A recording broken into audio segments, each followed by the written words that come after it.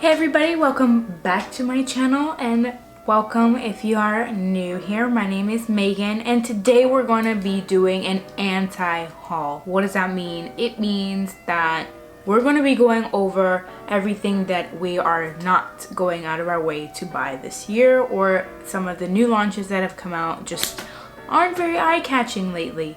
So let's go ahead and get started.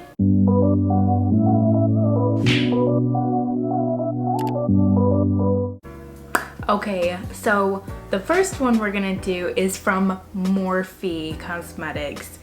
So it's the main event palette from Oprah, and I'll put it like a little picture here. Let me scooch over.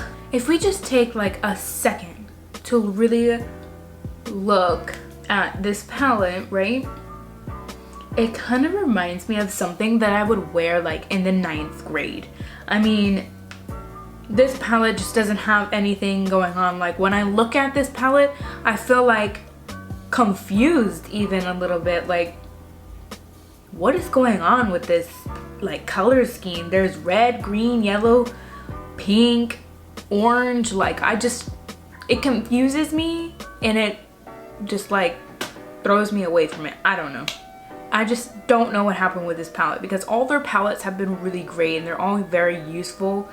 But this one it's just very random to me, and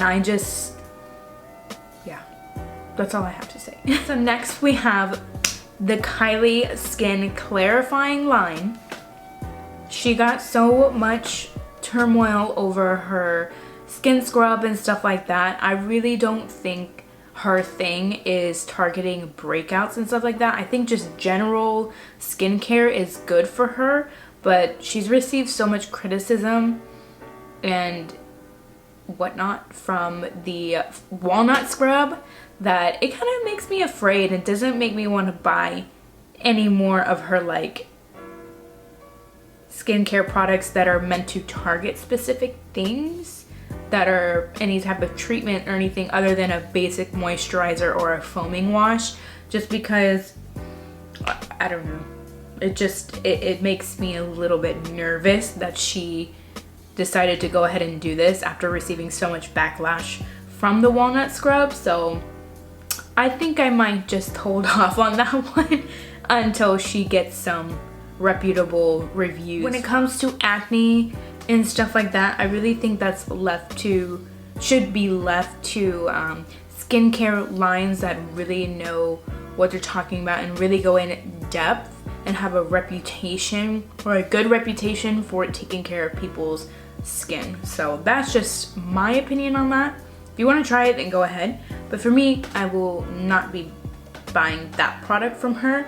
But I do love her foaming face wash. It is really good. Next, okay, don't kill me for this, the Patrick Star One Size Eyeshadow Palette. And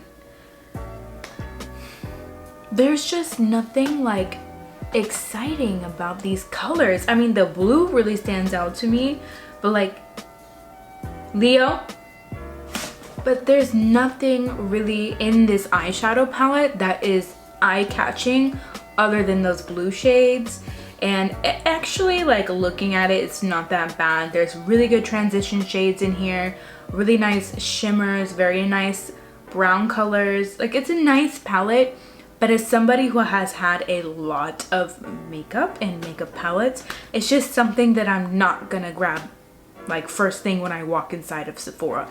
I would probably buy his Go Off melting spray and the makeup wipes, but this eyeshadow palette is definitely probably the eyeshadow palette last on my list. But maybe one day. Skincare here. Mario Badescu has launched their anti-acne serums and like super treatments and all this stuff. How do I even say this about them? I tried their cucumber pore shrinking mask a couple years ago, maybe like a year and a half ago, I should say. It gave me perioral dermatitis. That means I had these small little bumps all around my forehead, here, around my nose, my mouth. I couldn't wear makeup to meetings. I couldn't wear makeup anywhere. I couldn't wear it out. I wore mascara, lashes, and it was terrible. So I'm scarred for life from them. Definitely, like, if you don't have acne, you shouldn't be buying their products or using them unless you have like maybe cystic acne. Then you can like spot treat things, but I definitely am never going out of my way to buy products from them. I'm just really sensitive with their products, I guess, but they actually have been called out by specialists before for hiding ingredients that technically should not be inside of acne skin products. So that's really shady, so I really don't trust them at all. So to me, they're completely blacklisted. And yes, I really mean that. Next up is Urban Decay, and they came out with their Ultra Glow All-Nighter Primer and the Setting Mist, and they came out with the Naked Ultra Violet Palette. Now, I like their all-nighter setting sprays for events and stuff like that, but there's a lot of like skin clogging stuff inside of primers that aren't beneficial for the skin in any way, so I'm really cautious about that to begin with. Also, I don't ever jump for Urban Decay to begin with because the past few years their quality has gone down like crazy. Their eyeshadows, like when you start to blend them out, they lose the pigmentation, and I just really don't know what is happening inside of their labs or who is formulating these things or who's in charge of that, but they're having real payoff issues with their shadows. So the ultraviolet,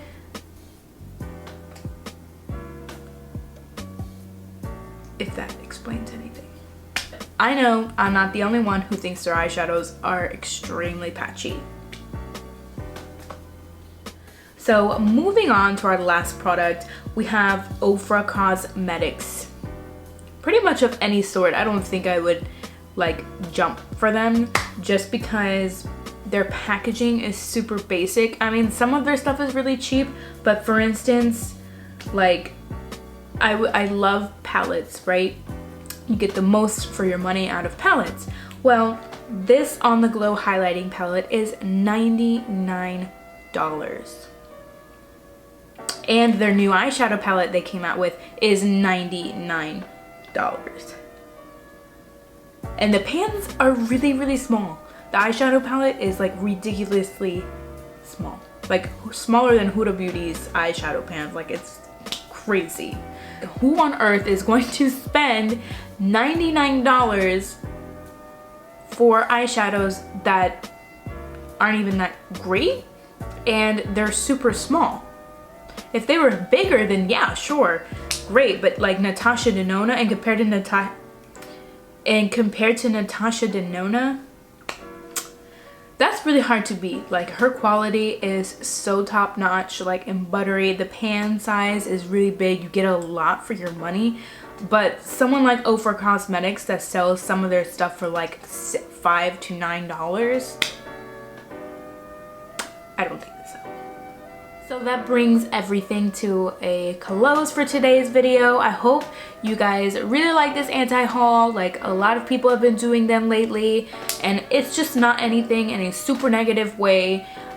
It's just showing you guys what we're not jumping for, and so you guys don't waste your money as well if you care to apply our opinion. But if you don't and you want to buy the products anyway, that is totally fine. So this is just strictly my opinion, and anyone else who does these videos, it's just our opinion. So feel free to do whatever you want regardless.